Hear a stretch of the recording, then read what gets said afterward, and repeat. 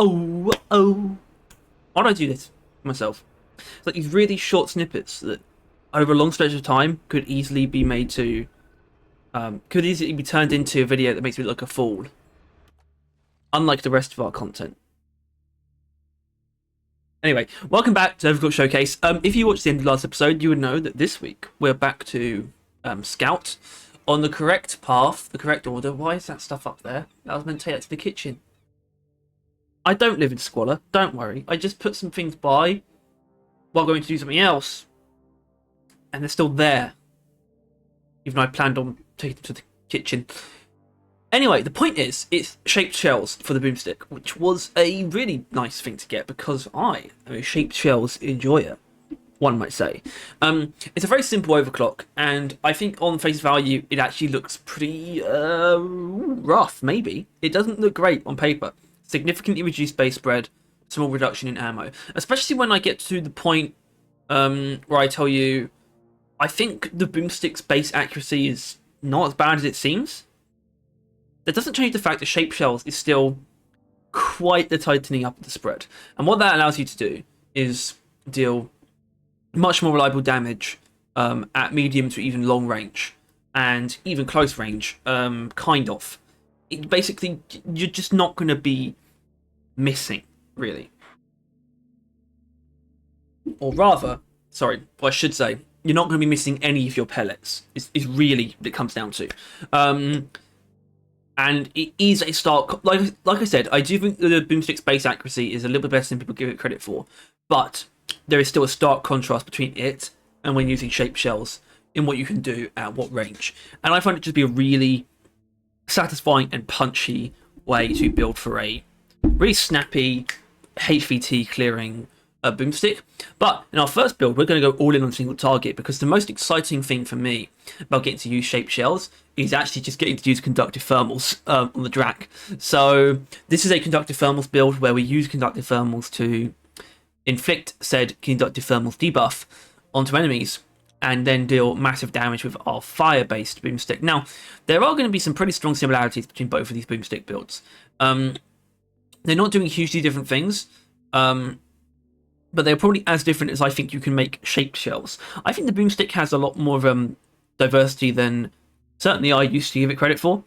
But within this overclock itself, it's fairly skewed towards HVT killing, and single target killing. So things with like high priority, low HP, and also high HP in the context of conductive thermals. And that is entirely reliant on white phosphorus, but it's worth it. It makes sense. You deal a lot of damage with white phosphorus. And yeah, white phosphorus is a damage conversion. So, wait, actually, is it? Because it says it is, but I feel like I've never really treated it as one. I feel like, I guess Carl.gg is a better way to confirm this than the wiki. Scout secondary, Boomstick. Yeah, it does convert. It does convert. Which gets a little bit weirder. This is why perhaps I should have given myself a little bit more time. I had a shorter window of this one, or at least I gave myself a short window because I was pretty confident about shaped shells. And now that I have technically started working on the Electromagnet video, I kind of want to make even more room for that. And also with more things coming up, hopefully by the time that this video is out, I am at least primed for some kind of actual employment. We'll get there in the end, guys. But the point is, it being conversion is a good thing. It means we're not just adding damage on and our entire base damage isn't affected by conductive thermals. 50% of our damage is going to be enhanced by conductive thermals, which is a lot. In this case, it's 15 times 8, which is 120 damage per shot. It's at 60 damage amplified by conductive thermals. The numbers of which I don't know. I don't know the numbers for conductive thermals. I'm not even sure if they're going to make sense when I look at them. Let's have a quick look on Carl, if it lets me select the thing. Come on. I don't know what's going on here. Well, because the thing is, what it actually does, it reduces the enemy's resistance to fire, frost, and electric by 5% per stack. I don't know if that means it's 5%, which is, 3 damage. It feels like it adds a bit more than that because this thing is very, very strong. And I do need to talk more specifically. I think things like armor breaking, and reload speed. I hope these make sense here. This is a really good build for picking off enemies and for dealing chunky single target damage, but you will never fail to set an enemy on fire in one shot, and that's why I personally don't feel the need for double trigger.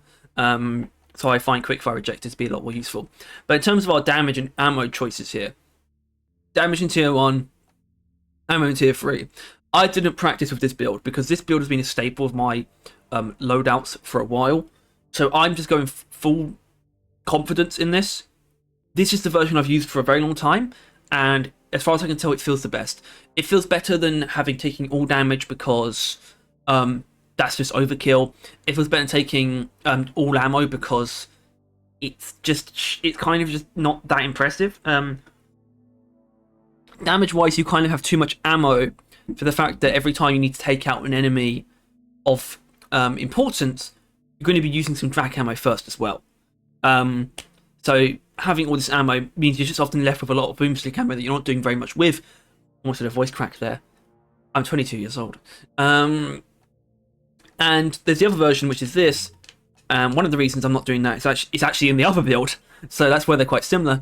But I find this is the difference where we're taking the ammo here, because you get more ammo if you take the tier 3 ammo mod. Conversely, you get more damage if you take the pellets here, and sort of flip things around. It's just the version I'm most comfortable with. I think this works the best for conductive thermals. Speaking of conductive thermals, it's built very simply. You can actually... Oh, hold on. Do I actually want to maybe bring my heat down a little bit? Accuracy or fire rate? I think it's going to be this one. I'm actually going to take this. Weird little last minute change. Bear with me. Point is, all you really need for this is ammo and plasma splash. Or at least, there's only 3 upgrades in total, but 2 tiers that matter with conductive thermals, which is this tier where you take ammo all the time, and this tier where you're going to either take overcharged PCF to buff itself, or plasma splash also to buff itself, because plasma splash deals 50% of its damage as fire element, not heat. It doesn't set stuff on fire, but it does deal it as fire element, which conductive thermals also buffs. So it self-buffs the AoE damage, turning it into a fairly effective AoE tool, and a tool that can also handle a lot of different enemy types by itself pretty easily anyway. So it's just extremely reliable. We'll very likely end up using more ammo on it than the other thing. And the stun sweeper, the stun sweeper is actually a little bit weird. One of the reasons I like using the stun sweeper of this is because it is enhanced by conductive thermals, the electric damage that it deals, but that's not very much. It can help it kill certain things. I won't say that's really why I use the stun sweeper, because you could do using an IFG. This plasma carbine, this Drac as a pure AoE tool, it's not quick. It gets the job done, but it's not quick. So some form of stronger crowd control, like pheromones or an IFG, would be nice. I've just fallen back on the stun sweeper, and I think it sort of has a lot to do with the other builds I have in this slot as well, in this loadout. Either way, let's get on with it. Like I said, this is a real single target champion, so it's going to be elimination. I have a lot of fun fighting dreadnoughts with conductive thermals builds because it lets you set dreadnoughts on fire, which is wonderful. It's a brilliant thing that we can now do that. Not that we shouldn't be able to do it anyway, because we can freeze them anyway. Don't know why we can't set them on fire, but there is a way to do it now.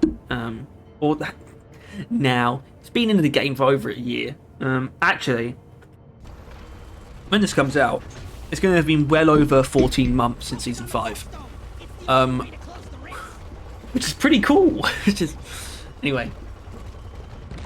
Right, there's a core stone somewhere, it's good. There's always a core stone.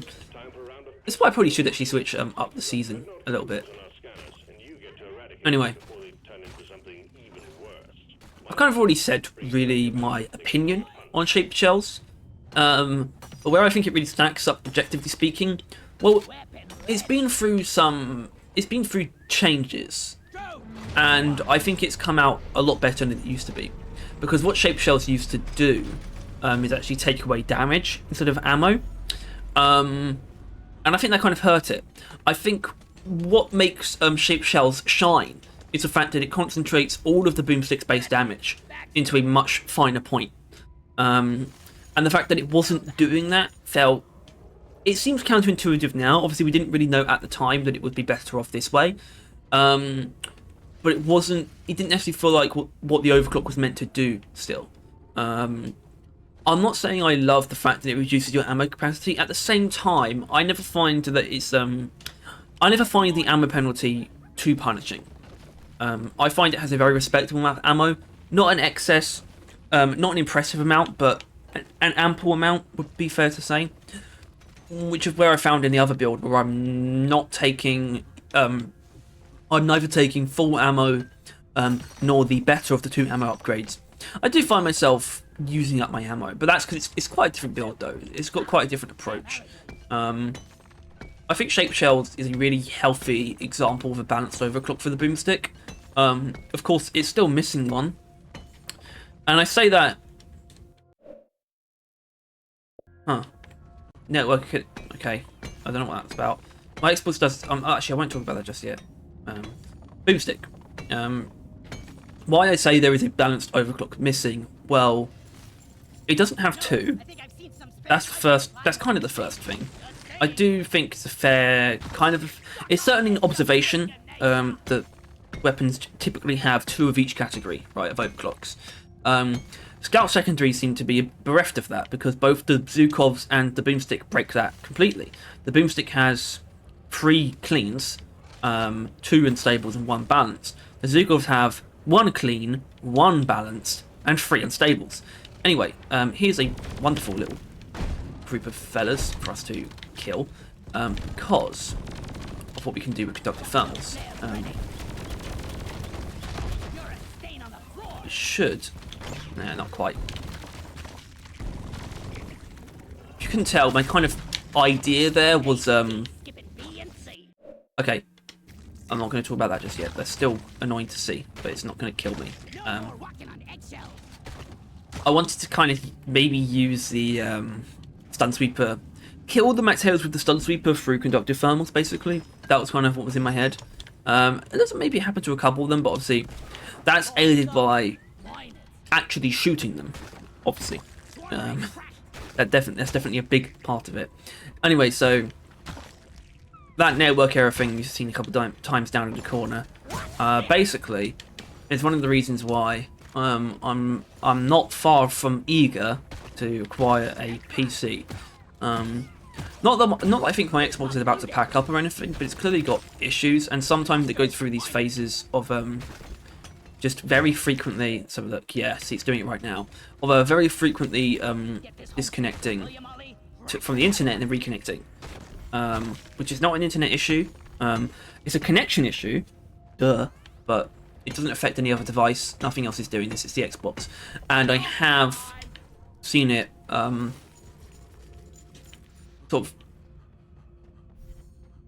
corroborated, basically. When I've looked up the problem to try and find a potential solution. It's something, you know, I'm not alone, basically.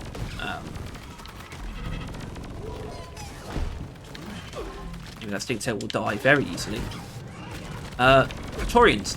I haven't actually really been able to exercise my newfound understanding of Praetorians with this build, which is, of course, that you really do not need to. You don't need to shoot them in the weak point. Anyway, that network thing, it seemed like I had it yesterday quite badly. It seemed like it was able to be fixed with a hard reset, at least for the rest of the day. I will probably do that, even though I don't technically need it today, but I'll probably still do that after this recording. I'm not going to do it right now. I apologise if it's annoying. In that sense, I probably shouldn't have called attention to it. Anyway, oh, that's actually not damaging, is it?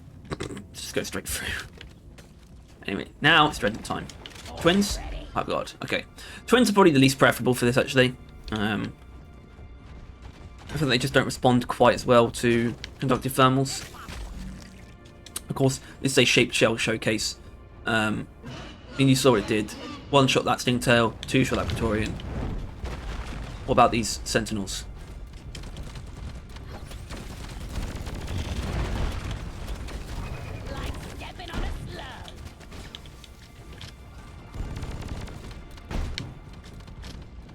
Although I'm not too enthused about this moment. I think the damage does still get amped from our... actually, I'm going to try and shoot it here. Yeah, see. Okay, I think the damage is definitely getting amped based on that. Took some damage there I wasn't expecting to. Oh, that's bad. I should feel I triggered it. Fuck it. There's some sucrose. Oh, hello. Oh, that's going to spawn some enemies. Fuck. An oppressor? Really? Okay.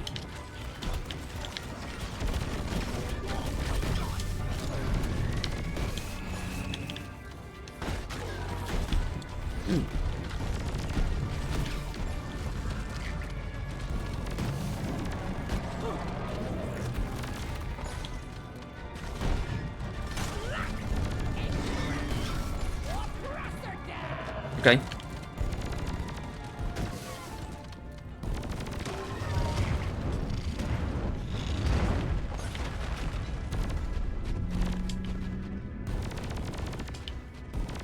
You know, I'm going to use this a lot on that stage to build up tactics. There you go. There it is. That's what we were waiting for. That's the golden ticket, baby.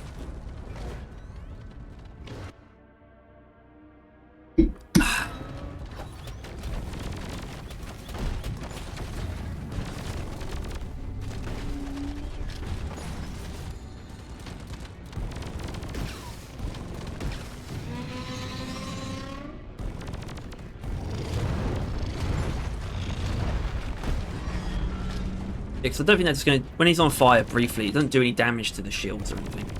Oh, sorry, she. But not a female. The Hive God, at least. Okay, again. Wonderful. Beautiful stuff. Hi, fellas. I'm going to, like, stun sweep / conductive thermal with these guys. Into the ground. There we go. That felt appropriate.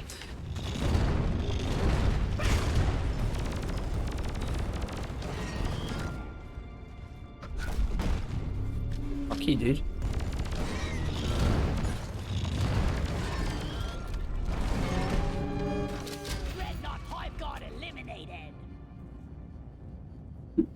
That's confounded somewhat, I guess, by the extra enemies thrown in there, but when you look at the actual number of shots, that's like... On the boomstick itself... to the Hive Guard. 5 shots, actually. To the Hive Guard's health. And it probably wouldn't be too different with a normal Dreadnought, so, you know. If you need some evidence...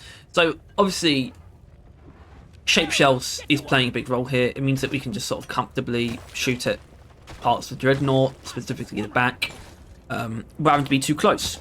But I am hoping, as well as that if you are a Conductive Thermals doubter, that you are somewhat, at least intrigued by what you've just seen. Certainly because I think intriguing is a wonderful label to put on Conductive Thermals. It is an intriguing overclock. I love it. It's so weird and wonderful. And I'm happy to take an opportunity to use it because obviously it was part of the literal first wave of Overclock showcases. Because I did them for Season 5 when the update came out.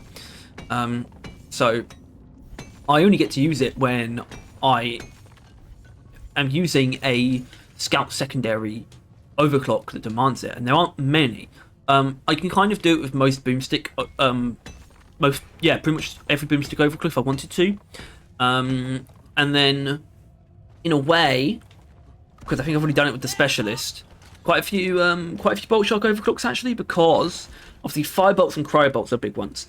Cryobolts, I'm not going to say I would use Conductive Thermals necessarily, because I don't think that's what Cryobolts is good for.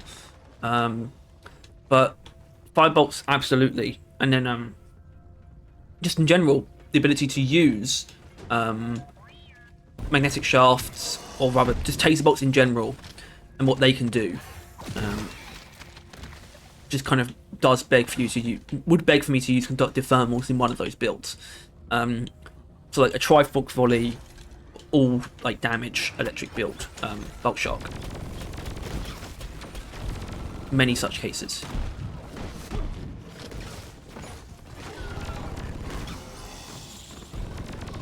Fuck this.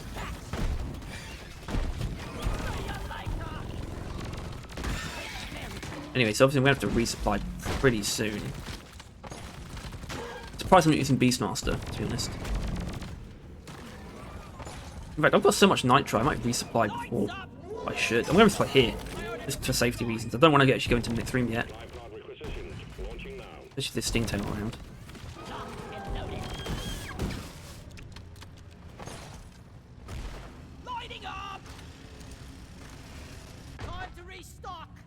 But yeah, this isn't the Conductive thermals show. This is the Shaped Shells show, and Shaped Shells is pretty cool. I'm going to heard of Goo Bomber, which is a... I hope so, because Goo Bombers are a wonderful, wonderful kill. Or our Boomstick.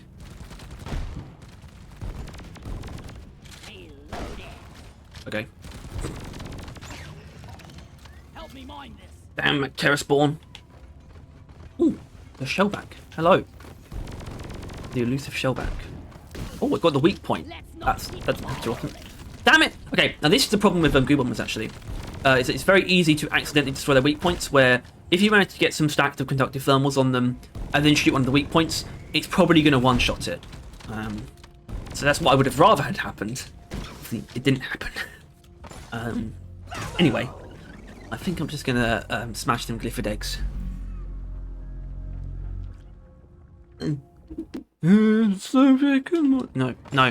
No, let's resist. Jesus Christ!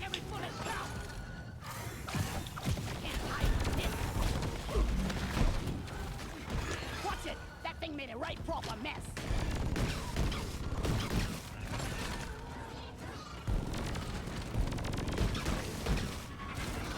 This is where Bosco with electric bullets would actually be really ridiculously strong. I don't use that anymore. I haven't used it in ages. I like Bosco to be weak. Like my friends. But yeah, you can see there, that was a pretty clean example actually of just how you use Conductive Thermals to clear swarms. You're going to be hopping over them a little bit, but overall it's not going to take too many, like basically full mags overheats. And if you just sort of, basically tag the priority targets, like the spreaders there, with Conductive Thermals first, and just one-tap them with our lovely, accurate Boomstick. Because, of course, if anyone watching this who is fairly green, you might not know, the not Conductive Thermals, Shaped Shells does in fact change the shape of the reticle on the weapon. If there's any really green people here, those beeping things are batteries for a cargo crate, which you saw earlier. I, however, have everything I can get from a cargo crate, so I'm just not bothering to do it. Especially because it's a waste of time for a recording. Okay, normal glizzy. It's an old term. Still checks out.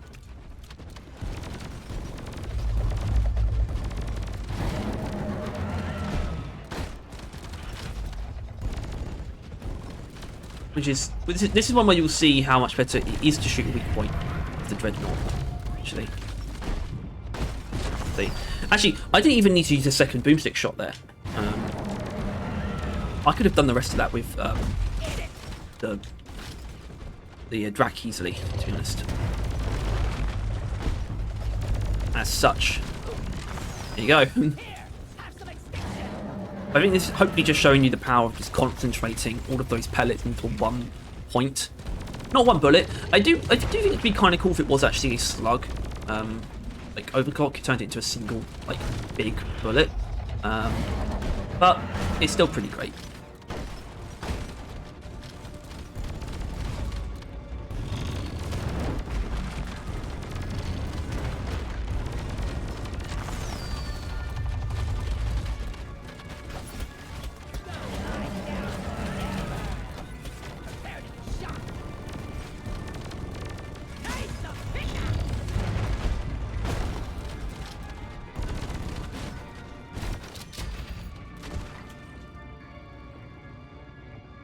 Easy as pish. Alright. I'm going to go grab that resupply. Okay, I hear another Goo Bomber, and I'm going to do this one properly by focusing on one side and intentionally popping a weak point. Oh. missing the other one though. Okay, I think that's still okay. The point was, if I just focus on one side and end up popping one, I'll still have the other one, which is all I need to one-shot it. You technically saw that, even though there was a dud shot first from the boomstick. Oh well. Oh well. We'll live to fight another day. And we've also got the core stone in here, which is a perfectly valid activity. Actually, hold on. That's a tritolite, but there is a core stone somewhere. There is. I know there is. Fucker. Oh, Jesus Christ. That bastard. He blocked his he blocked my boomstick shot with his projectiles. Which is how it's meant to work, because I think it's good that you can shoot enemy projectiles out of the air. Anyway, there's the core stone. But yeah, this is obviously a resupply room. Oh, hello. Coming up.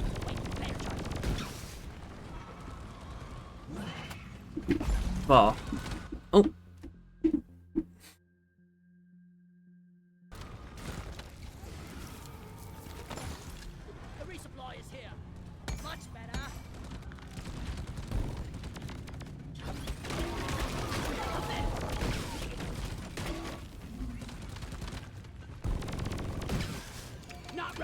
Okay. There's a lost pack as well, which I have confirmed that I have gotten everything from the lost packs. Really? Oh my god. Oh dear.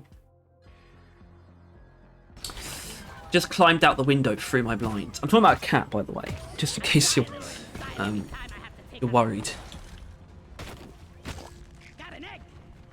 Anyway, so I'm gonna crack these eggs and then we'll do something more exciting. And by exciting, I meant the tritolite deposit, apparently. Which, by the way, I mean, the tritolite, it's just going to spawn a shitload of grunts, which isn't, you know, amazing. Speaking of a shitload of grunts, look at this. It's amazing. But it's not great because it's not really what the boomstick's good at.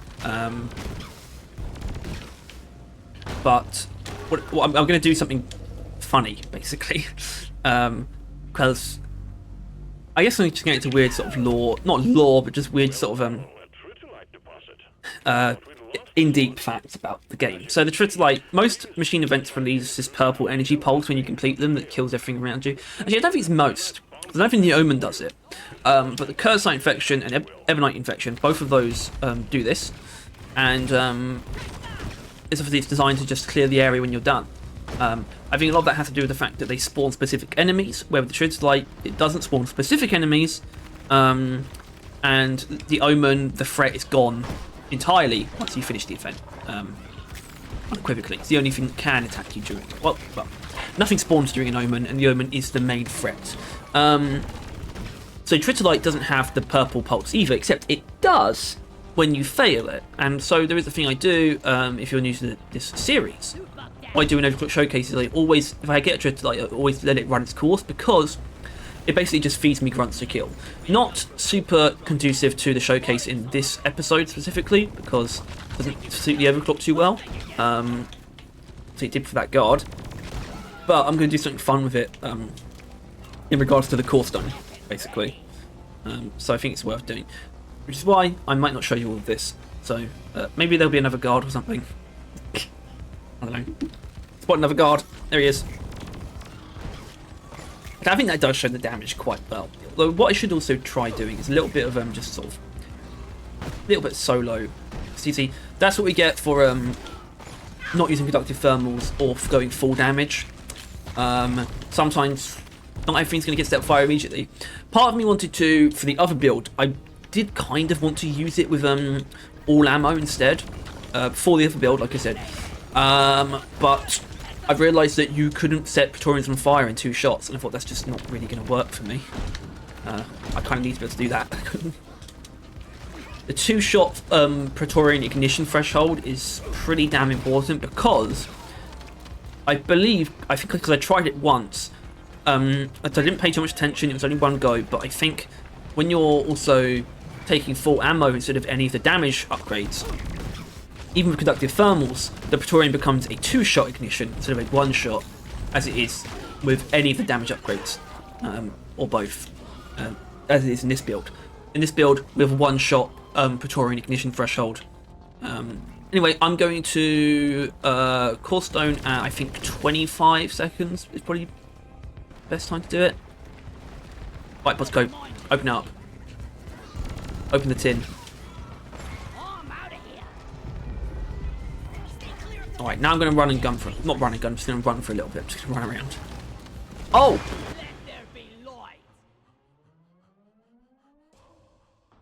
I forgot about the Dreadnought. Okay. Well, let's see how this goes. Oh shit, hold on. What to do? Open! No! Oh no, it's fine. It's fine. Just about.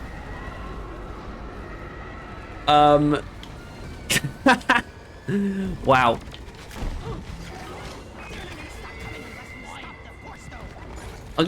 I'm going to explain that later, I think.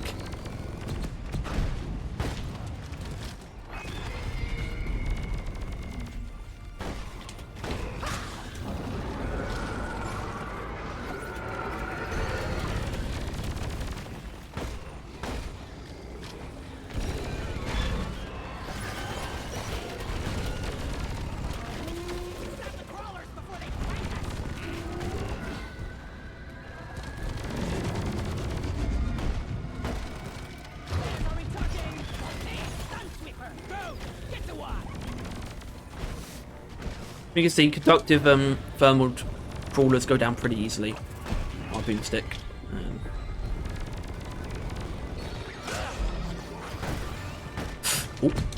I don't even see that myself get killed, to be honest. Yeah, I mean, if I'm going to get killed at any point during this mission, it was that. Anyway, let's just get rid of this thing. Please. Oh, Jesus Christ, it's still there. It's gone. Fucking hell. Oh, crap! Sending in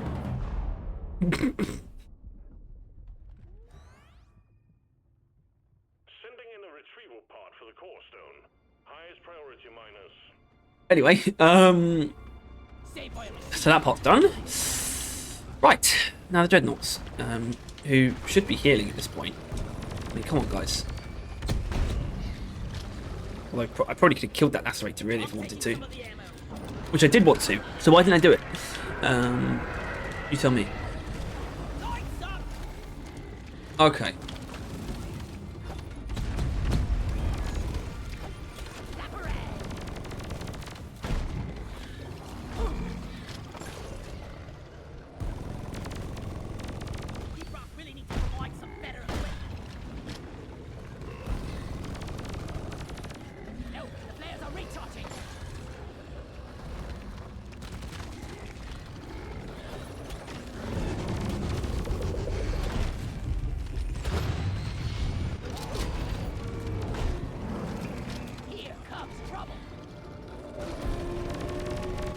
Anyway, I'm now going to attempt to explain what happened. So obviously I was trying to do a thing where I used the Tritolite, the explosion that happens when you fail a Tritolite, to destroy the first stage, or kill the first stage of the core stone's health, right? Which I think the reason why I kind of forgot about the Dreadnought is because doing that to the core stone entailed manually, or in this case having Bosco mine it out. So I was thinking along the lines of, I'm working with something that won't be inherently triggered by the Tritolite explosion, right? So I didn't think about the thing in the room that would be triggered by the Tritolite explosion, which is a Dreadnought cocoon. It will be easily opened by that. And I just didn't clock it until the last moment, where I was like, okay, I might as well. I don't want the explosion to trigger it because I know it's going to. I'd rather have the Dreadnoughts out and get damaged by the explosion, which I managed to do. But I almost thought I wasn't going to be able to do it because I hadn't actually got there in time. Luckily, there's a small delay on the explosion itself, so it did go off when the dreadnoughts were present.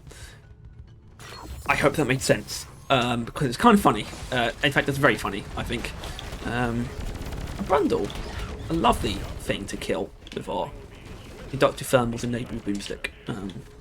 Anyway. That's one to write home about, I guess. On me.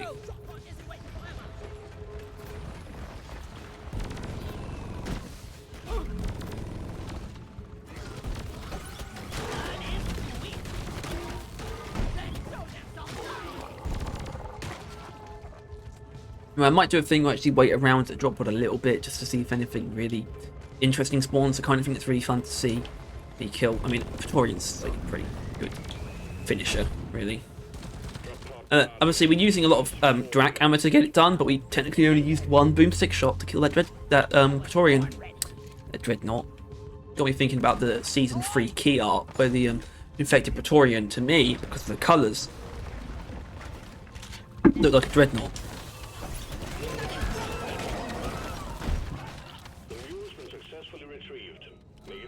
Right, let's go. So that's build number 1. Very strong single target in a way that is very not entirely dependent, but very much so rewarded by the precision of shape shells. Anyway, we are back. Now, oh yeah, decorations. Oh god, I forgot about the assignment.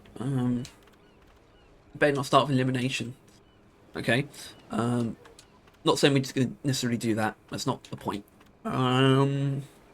For the next build, though, I guess I should probably go through it quickly, and then I'll have maybe a better idea of what kind of mission I want to do. Here it is. A new look as well I designed for this guy after I converted him for the Arkham paint job showcase. Anyway, this ended up going in an interesting direction because when I got shaped shells selected for me by the Wheel of Fate, I felt pretty confident I knew exactly what I was going to do with it, and that's why I was comfortable for this to be an earlier recording. Right, I would have less than a week to prepare, just to help me sort of fast track things a little bit. But then I've realised I don't have a second build. I just have the one build.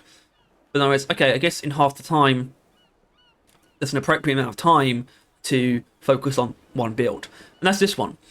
It went through a number of different things. It went through overclock fire mechanism for the GK2, burst fire as well, hipster, and then electrocuting focus shots, which is what it's on now. So this is a really weird, basically hybrid build. Both weapons are pretty good at both things. All three things. I want to come up with a better term for things. So there's 4 things in really. There's swarm clear, crowd clear, crowd control, single target, and single target light, single target heavy. Those are the 4 things, roughly speaking. There's probably better terms you can give. These 2 weapons are equally as good as each other at all of those things. They are the best at single target light and swarm clear. Neither of them are great at crowd control, or swarm control, or single target heavy. But together, they are good at single target heavy.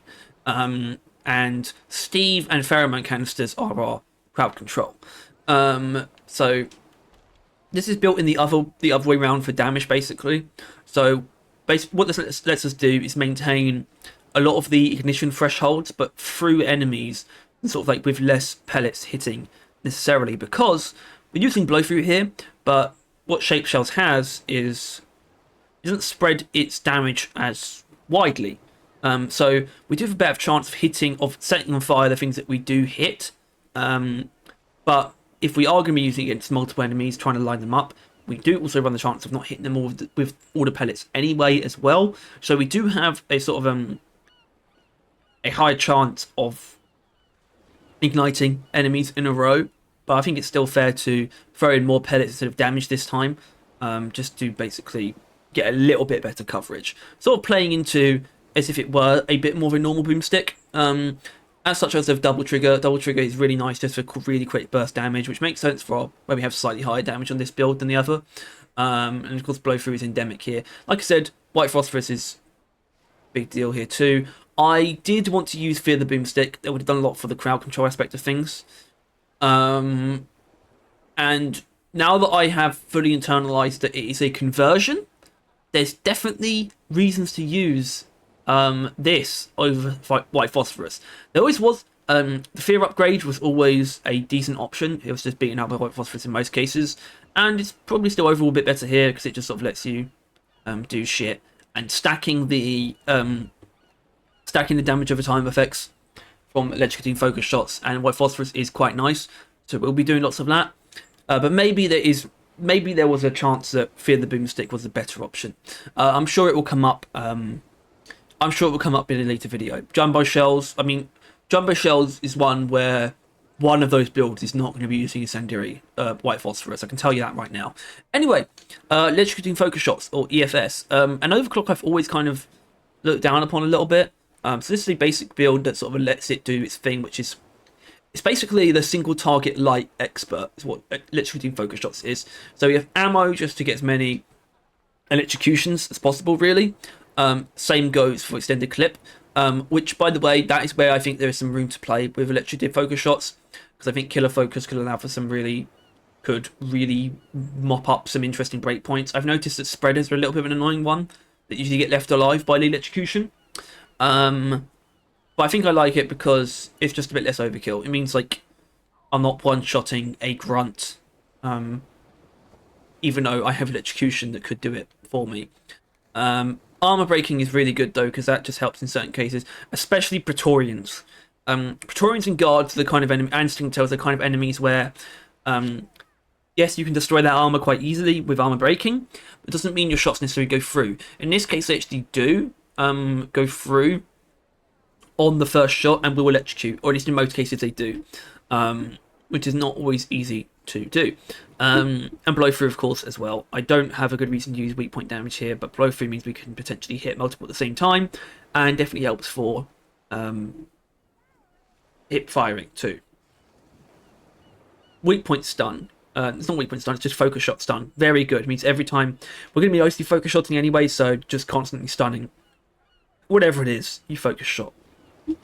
Which lines them up nicely for us to damage them without much concern for their movement with our boomstick. Anyway, so a mission. Well, I did this this build I practiced with mostly on salvage ops. However, I don't really want to do radioactive exclusion zone twice in a row. So I don't really know from this selection what would be the best option. Because nothing here is particularly difficult. So I am actually going to wait.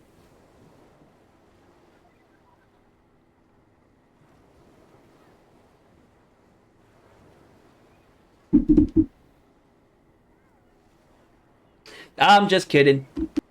Don't shoot me. Yeah, I want to do the double XP. Who wouldn't? Point is, it's long, complex, not doing more enemies. I take that exception sometimes with Scout. Anyway, it's a long, complex, refining mission as Scout. I think we are going to be tested somewhat by more than just enemies, so I'm pretty comfortable with this. Let's get it. Let's go. Because I actually had quite a bit of fun with this build. Now, it's not my usual play style. My usual play style is obviously very focused around having two weapons that I can definitively place in either role. So it's something I'm very comfortable using. Particularly when it comes to Swarm Clear, I find myself really needing to make sure I have something that can just handle that side of things. It's something that you can. There are ways to build any combination of weapons to not truly satisfy that, but with Scout, it comes up most often, where sometimes it's actually difficult to strike that balance. And so this is the kind of build where I have to engage in a sort of quite different playstyle for me when it comes to handling bigger groups of enemies and these sort of more difficult situations. Is that a Crassus here? I have no interest in a Crassus today. That is the last thing I want. Well, okay, maybe not the last thing. Actually, it might be the last thing I want. Oh, a I thought I might have seen a Corlock. Yeah, okay, so there is the Crassus, which is fine. I'm just gonna have Bosco kill it slowly, I think, because I'm gonna have to, you know, I'm gonna bother it. You know, it's unavoidable. So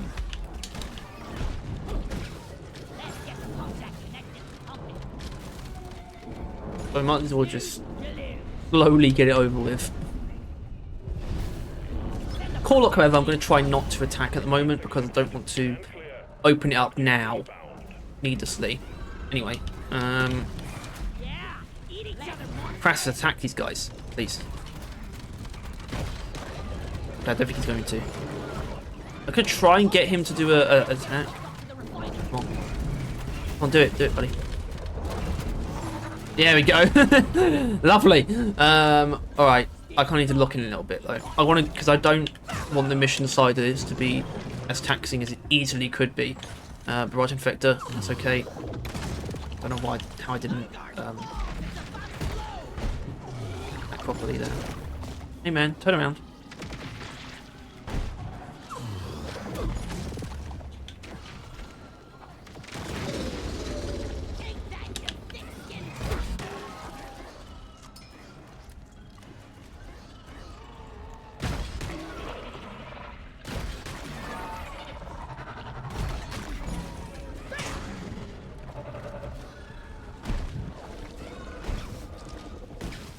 How you doing, Bosco? Not great. He's not doing great. Right, okay. I think actually I'm going to put a slight priority on Nitra.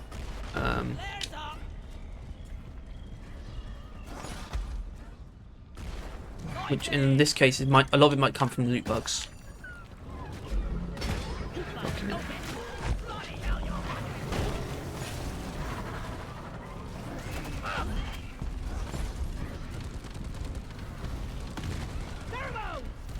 Shockers, I want the shockers to kill themselves. That would be ideal.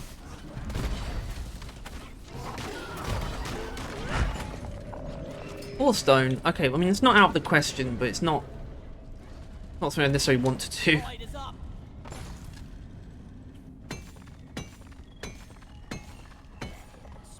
I mean, when is it ever?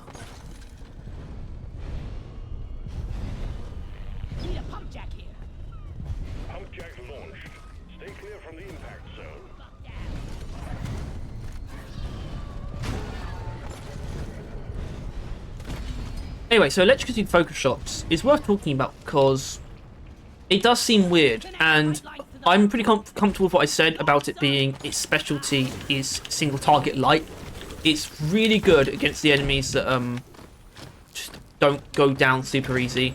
Just aren't too likely to go down in one shot, but you really wish did. So spreaders, stingtails, anti-spitters, slashers even. This is good at just holding things in place. Like you can kill a Praetorian with it very easily because it just holds it in place. So part of that is the stun.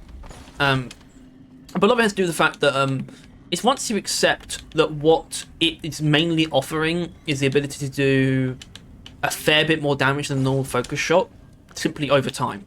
And then you realise that it is a pretty major upgrade over base.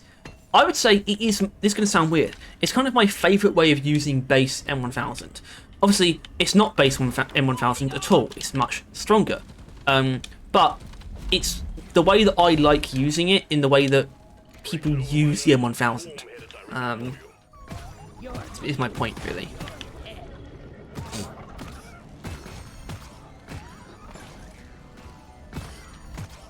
Anyway, I wouldn't have minded having started to build some pipelines by now. Also, not having Bosco in this combat wise is actually pretty punishing, but I think we'll be okay. I think we'll be all right.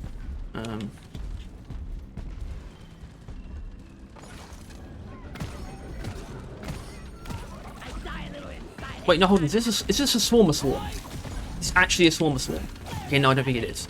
The spreader.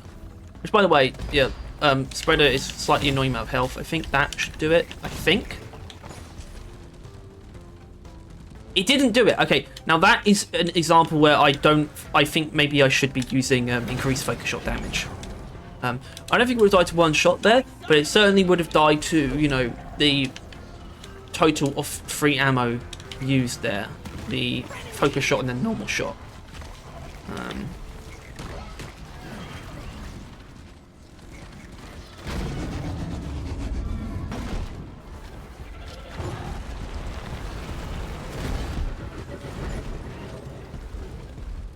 Almost fucked up pretty bad there. Okay, now, yeah, so we've got a problem here. Dense biozone spawns lots of shockers, nadir-site shockers. Which I really don't have a way to deal with, to be honest. Apart from the boomstick, last wave.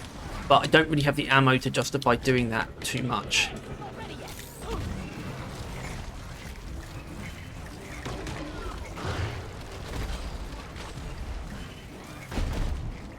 Come on, mate, do an attack. Do an attack. There you go. Alright, let's get rid of this fucking presses. Jesus Christ. It's a bit ridiculous at this point.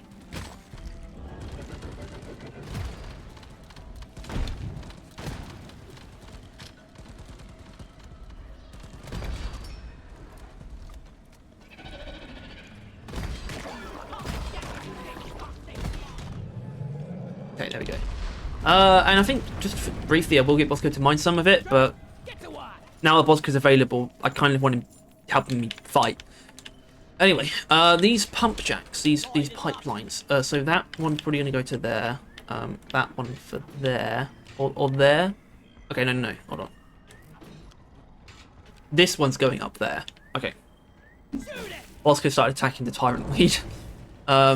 Which I'm going to do the Tyrant Weed once I've set up all the pipelines, I think. So I imagine at least going to be at least another swarm before I get down to it. Something to also expose, by the way, is my really terrible aim with the M1000 specifically. I'm terrible with it. Really, really, really bad.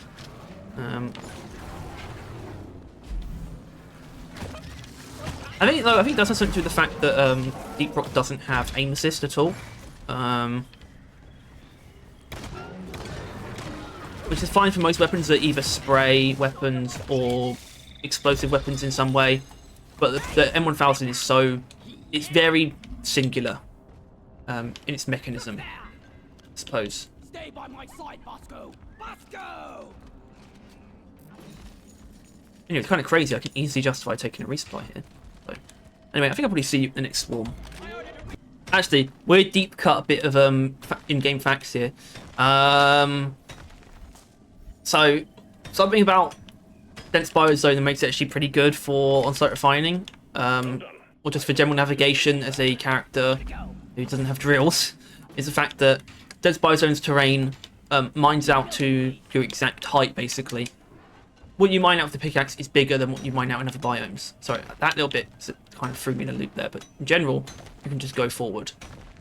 In other biomes, you would have to do a little bit up and down. I did that one, though I did technically learn from SNIS.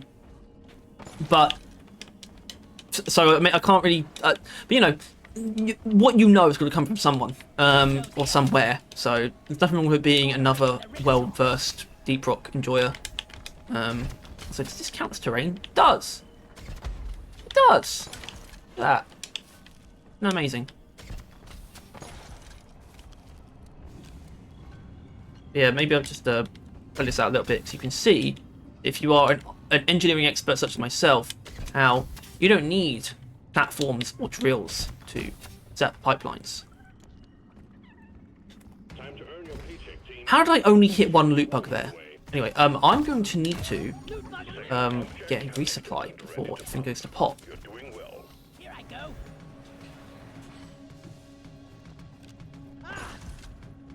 Getting supplies. Right, here we go. Incoming. Shockers, great start. Goodbye,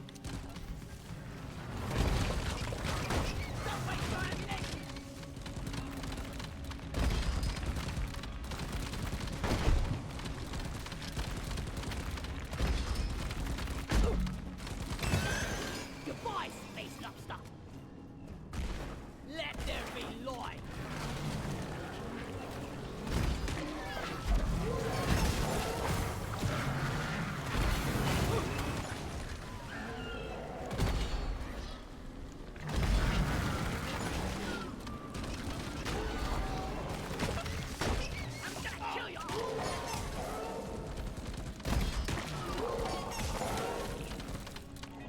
Damn it.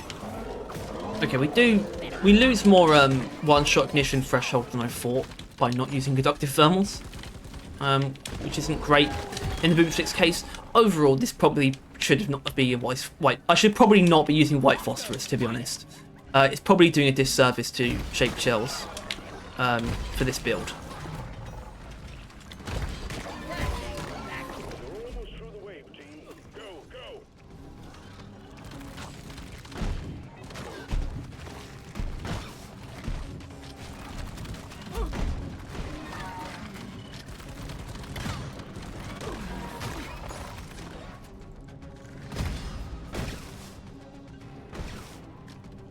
Still feels pretty good though.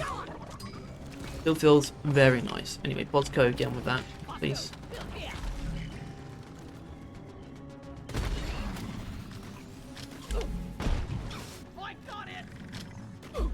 Oh, fuck yourself. Alright. I'll get back to you when the pipelines are done. Okay, so I literally just finished building the pipelines. Well, Bosco did it, and I found the inflatable. But I didn't seem to spawn any enemies. Actually, no, I know how this works. It's how close you get to it. Right? Yeah, there you go. Basically, it's not based on whether you've dug it up or not, or if the beep's gone, because the beep goes before you get close enough to it for the wave to spawn anyway. Very odd. Very strange.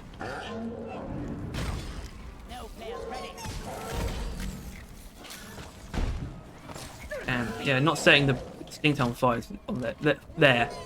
Pretty annoying, actually. Anyway,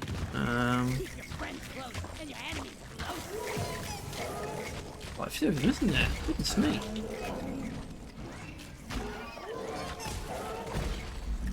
No, sir, you're not going to get me like that.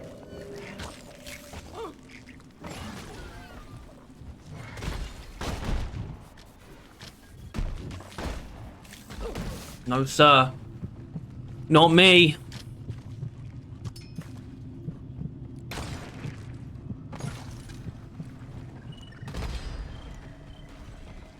What's he doing there? God, look at this lot. Now I keep missing some loot bugs. It's weird. Anyway.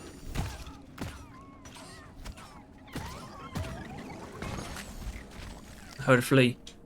There's a flea around here somewhere, I swear. Sorry, little bug. Your own fault back for the goodies.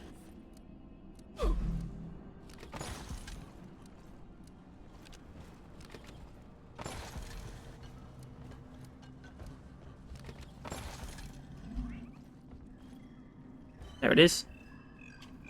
Alright. Finally time. Let's go. Bosco, bring that bloody pool float back. We got a tyrant weed to fight. He really has a cozy job.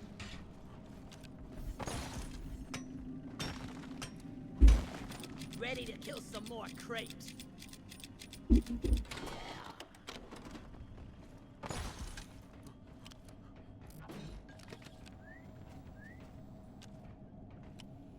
What the hell? What the hell? Alright.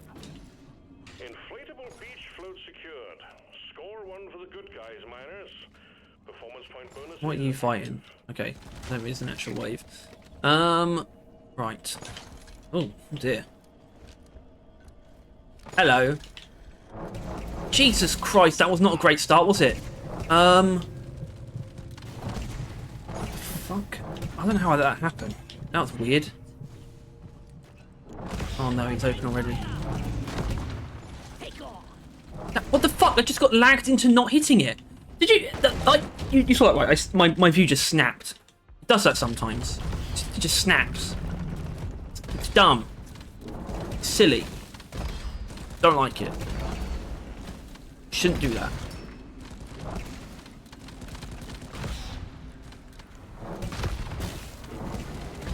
Oh god, now it's gonna. I've got fucking shockers all over me. This time. Okay, that was still a bit better overall. Took more damage than I should have done. Sorry. Would like to have done.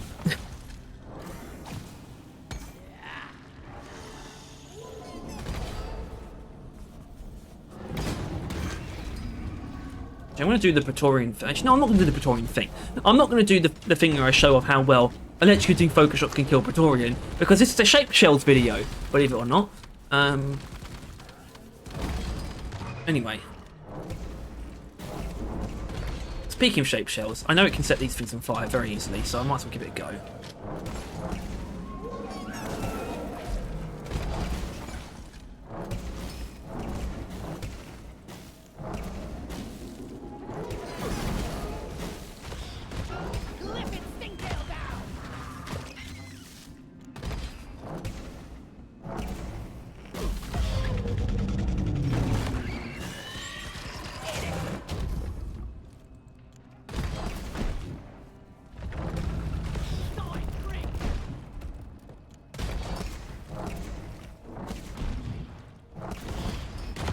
Damn it. Wasn't quite ready for it to open yet, to be honest.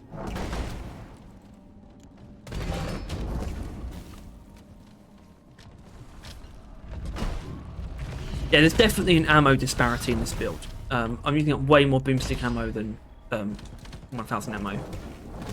I don't like it. I can call up route shots to keep blocking bullets. Bastards. Swarmers.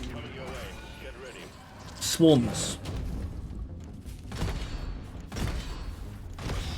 Okay, I need to get this done.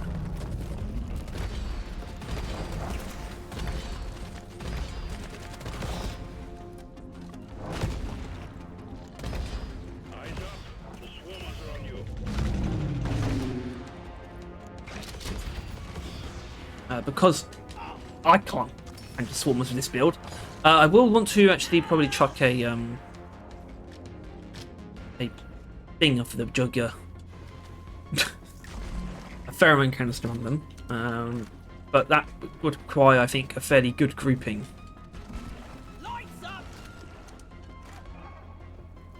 Justify more than this, by the way. What I'm saying.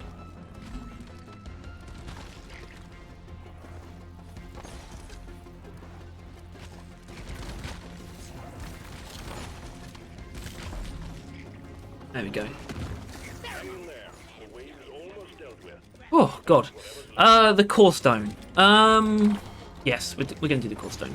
Don't worry.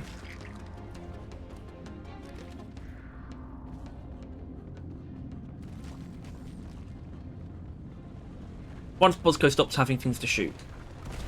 Light is up.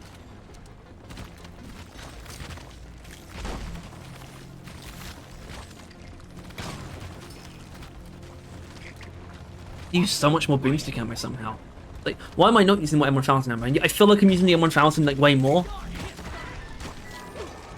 I like this build because it's made me use electrocuting focus shots, which I like, but it is painting a less favourable picture for shaped shells. Stand your ground. The Boomstone is almost ours.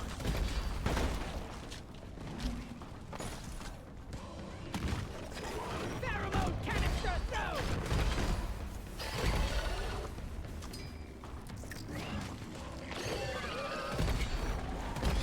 But the core stone, by the way, does take damage over time, so that's worth noting. I knew that. I wasn't learning that just now, but I thought it was worth pointing out.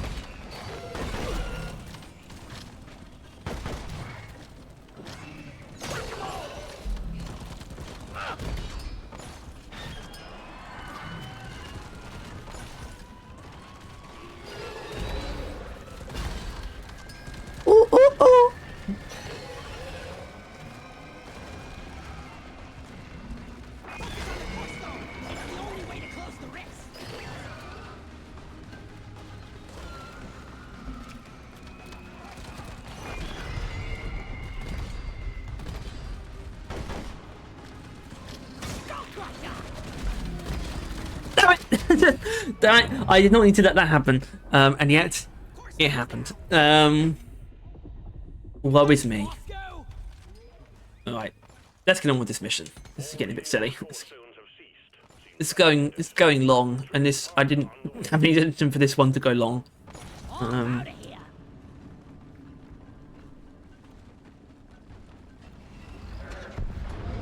I think I owe it to myself for stuffed shells to make sure I make good on what this build could have been. I think stuffed shells is, by the way, the clean overclock, one of the cleans for the boomstick, but it just adds like 1 pellet and like 1 damage, or is it 2 pellets and 1 damage, or the other way around? So just a bit more damage. I'm going to make good on it by making sure maybe even both of those builds are white phosphorusless, potentially. We'll see. But I know that build's that overclock's gonna be different. We will probably get to it, but I think I kind of hampered myself with this one a little bit. This build, first build, immaculate, massive recommendation there, obviously.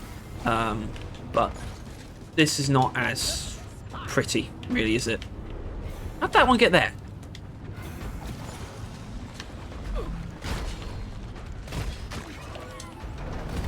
So I'm kind of using him 1000 at this point. Look at this guy.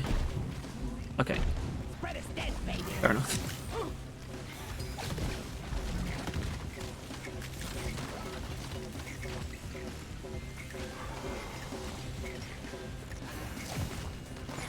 No, the players are recharging.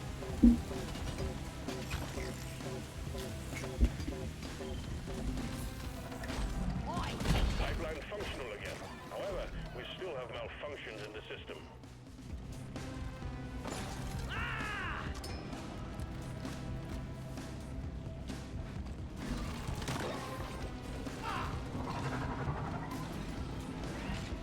Down the hatch.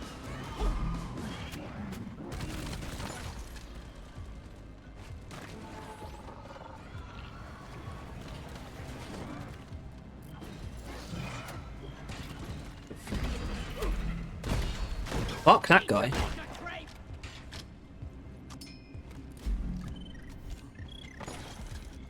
I ordered a resupply. Ammo taken. Supply pod launched. Better stand back. Never felt better. Anyway, so some. Oh well, yeah. It's kind of hard for me to give sort of contemporary commentary on like what's going on with Deep Rock and Ghost Ship and Road Core, but as of recording, they're back from vacation. I assume that we would have heard some. Well, there would have at least been enough playtest, another so more at least one more internal update for Road Core to the alpha.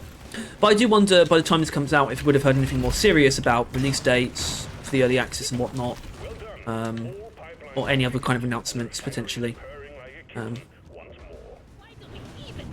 I wonder what the future holds. 50%. Refining commencing as planned. But yeah, it's difficult to really comment. But they're back now, so we should hear something, or I should hear something soon that I will have inevitably made a video about. And hopefully you've all watched it.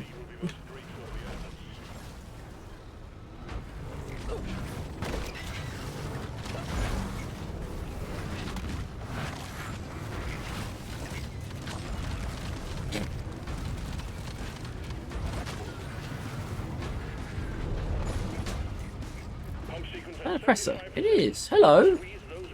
Hello, dear. Oh, good evening.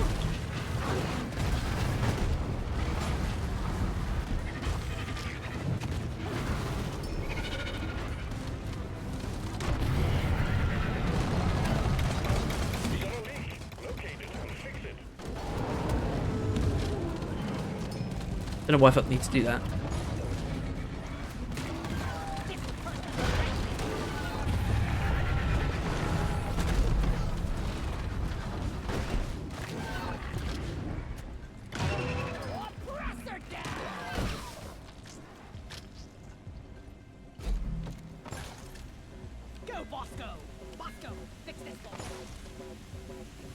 Anyway, next week, Breach Cutter time, which is always exciting. First of all, to be back on track, like chronologically speaking, after I messed up the order.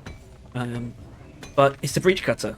I think I'm probably gonna have a lot of fun with whatever it is Standing issues. the wheel picks for me.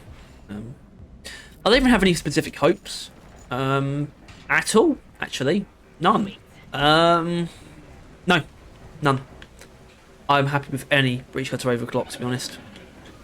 It'd be nice to. Honestly, it doesn't. It's kind of dumb, but it feels like it's been way longer than usual since I played Engineer.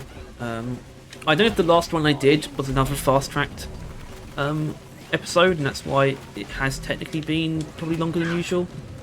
Or I've played more of other classes overall since starting the series. That is actually there's a good chance of that. But it does feel like it's been ages. I'm always happy to, give my main a little bit of love because he is. I like to try and not be that way and say like, oh, guys, Gunner. Actually, I love Gunner. I play a lot of Gunner, but he's Engineer really when it comes down to it. Incoming swarm. Show them your Here are my dwarves. Hello. What the blazes?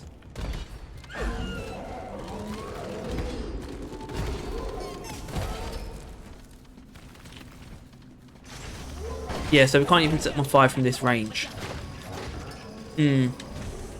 Which is where an all damage build would have sort of worked actually. Yeah, this one's a little bit of a dud, to be honest. Once again, not the overclock, just this build.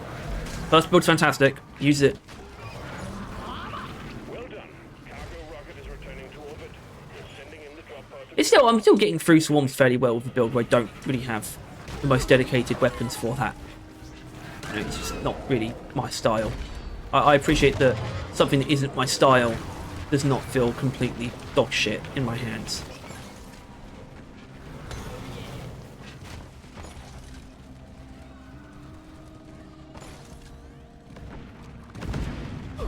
What the hell? How's it? Oh, did it break those by breaking terrain where one was? Yeah, it did. That's interesting. 3 minutes. Ugh, that wasn't very nice.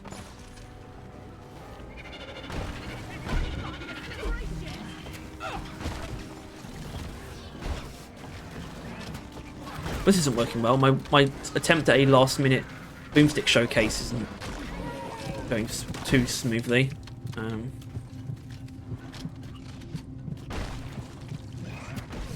Okay, that's fine. Well, we're done. Okay, that was Shape Shells. Obviously, I recommend Overclock. I think it's just a really neat, high-impact way of using your boomstick that is fun and transformative, but also ultimately not complicated in any way. It's very easy to understand. I think it's conducive to some really fun, both single-target light and heavy builds. That's kind of it. Like I said, I think this build's a little bit but the first one, absolutely fantastic. Hard recommend all the way. So, yeah. If you enjoyed this episode of Overclock Showcase, please make sure to like and subscribe, and you'll do more stuff like this, and you want to stay tuned with everything to Deep Rock and Roll Core, also make sure to click that bell. And as always, thank you to our wonderful member, Boxfox Scoot. You keep the lights on. But now, no double XP, because I wanted to get a scout. I figure I might as well getting ready for promotion, to be honest, at this point. It's time to find out what next week's Overclock's going to be. So, of course, like I said, it is Engineer, Breach Cutter. If you don't know how this works, you haven't seen this before, I number the overclocks on the weapon, left, right, top to bottom. So we have 1, 2, 3, 4, 5, 6, 7. We've already done high voltage crossover, which means we're left with numbers 1 through 6 on the Wheel of Fortune here. Look at that. Beautiful. Now we find out. Like I said, I straight out of preference. I guess maybe I wouldn't be too hyped about roll control. Okay, we can do number 3. We can do 3. I think it's a fair ask, really. Number 3 is Return to Sender, which is something. It's definitely something. So that'll be next week. Tune in for that. I'm sure it'll be a fun one. Oh, well, I shouldn't say see you then, really, because we're going to have our Shape Shells themed drink. I don't know what that would be.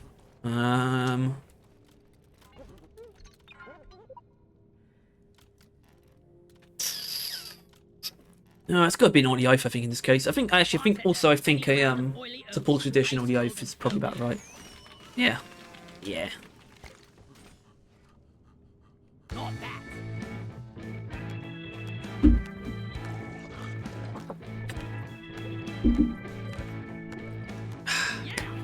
All right. See ya.